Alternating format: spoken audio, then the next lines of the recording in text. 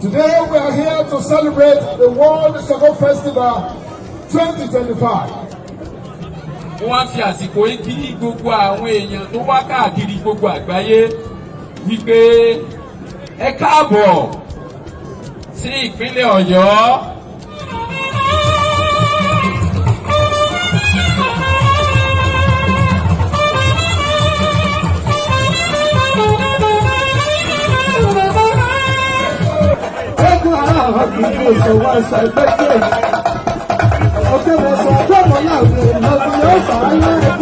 Ọ̀rẹ́ ọkọ̀ níjàgbọ́n ògbò kó má bọ̀, ẹni pé o má bọ̀ ọ̀nà òní dé bá. Ajá ẹni rá. Àwọn ọlọ́wọ́ òdìdó wẹ̀rẹ́ ọwọ́ dàwọ́ la ọlọ́wọ́ òdìdó wẹ̀rẹ́ ọgbọ̀n àgbẹ̀rẹ̀ yìí náà lọ́wọ́ òpèrè mọ̀tọ́ ọlọ́wọ́ làwọn èèyàn máa ń rí kọ̀ọ̀kan fi ọ̀rọ̀ náà bọ̀ ọ̀rọ̀ mi.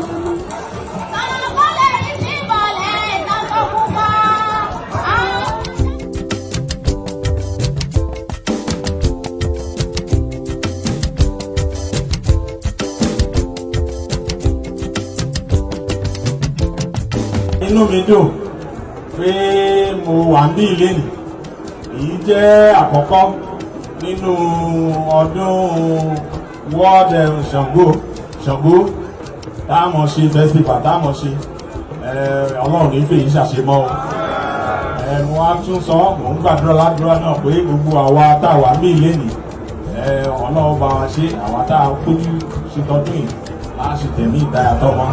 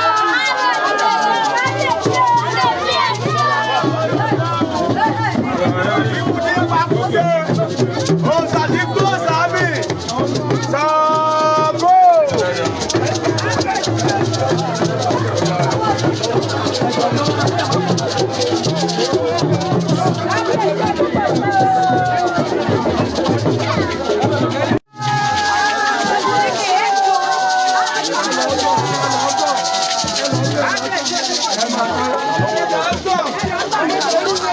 máa